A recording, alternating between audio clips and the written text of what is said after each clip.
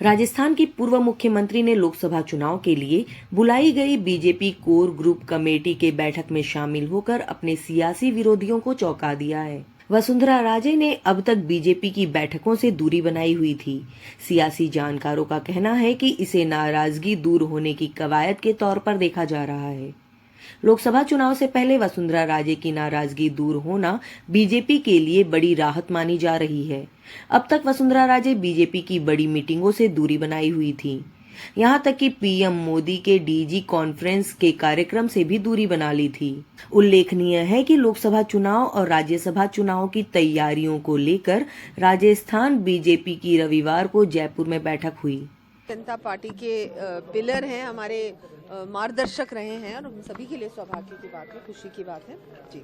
Ma'am, इस बार 25 की 25 सीटों का लक्ष्य एक बार फिर पार्टी ने तय किया, हैट्रिक लगाने की तैयारी है पार्टी की? बिल्कुल है, निश्चित रूप से 25 सीटें हम लोग जीतेंगी और लोकसभा में भी पिछली बार से ज्यादा हमको बहुमत मिलेगी। ग्रामीण क्षेत्र का भी दौरा रहेगा, खास करके गाँव में रुकेंगे। गाँव चलो जो अभियान है वो पार्टी का बहुत महत्वपूर्ण माना जा रहा है ताकि चीजों को समझा जा सके। भारतीय जनता पार्टी जमीन से जुड़ी हुई पार्टी है। कार्यकर्ता हमारे हमेशा जनता के बीच रहते हैं, नेता भी जनता के बीच रहते हैं, तो उसको देखते हुए ही ये जो अभियान है, ये गांव चलो अभियान अभी 3 दिवसीय अभियान है। उसमें हम सभी लोग गांव में रहेंगे, कम से कम 24 घंटे गांव में रहेंगे और हर व्यक्ति चाहे मुख्यमंत्री से लेकर नीचे तक सब लोग। आपकी राजसमंद सीट पर कोई सूटेबल उत्तराधिकारी? अभी ये सब बातें जिसमें वसुंधरा राजे भी शामिल हुई थी। भाजपा मुख्यालय पर रविवार को कोर कमेटी की बैठक हुई, जिसमें मोदी के नाम और काम के आधार पर मैदान में उतरने का प्लान बनाया गया। बैठक में नारी शक्ति वंदन कार्यक्रम के साथ ही हर लोकसभा सीट से लोगों को राम मंदिर के दर्शन कराने के मामले पर भी चर्चा हुई। कांग्रेस तो सवाल उठाएगी ना, क्योंकि कांग्रेस के वकील कोर्ट में खड़े होकर के बोलते थे कपिल सिब्बल जी कि जज साहब इतनी जल्दी क्या है, तारीख आगे के दे दीजिए, राम मंदिर की अभी फैसला मत सुनाइए।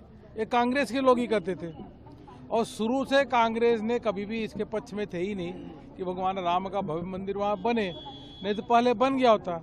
ये तो प्रधानमंत्री नरेंद्र मोदी जी उनके जो प्रयास से जो शीघ्र से शीघ्र सारे मैटर जजों के सामने रखे गए, एविडेंस रखे गए, 5 जजों ने फैसला सुनाया और देश के यशस्वी प्रधानमंत्री जी ने जाकर वहाँ पे भूमि पूजन भी किया।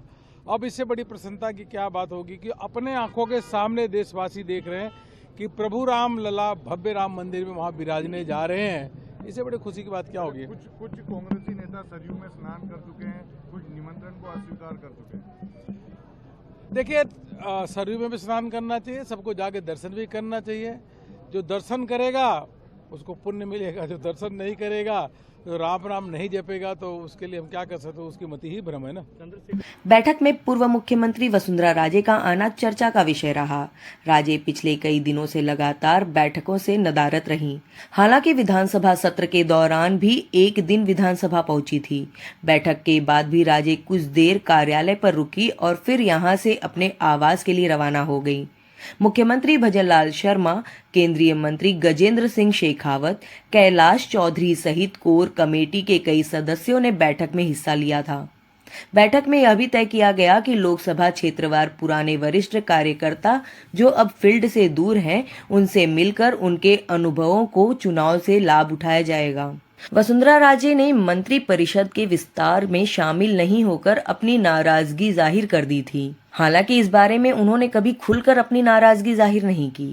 राजे के नाराज होने की खबरों के बीच ही सीएम भजनलाल शर्मा ने राजे से उनके आवास पर मुलाकात की। माना जा रहा था कि सीएम ने मुलाकात के बाद ही वसुंधरा राजे की नाराजगी दूर कर दी। सियासी जानकारों का कहना है कि वसुंधरा राजे राजस्थान बीजेपी की बड़ी नेता हैं।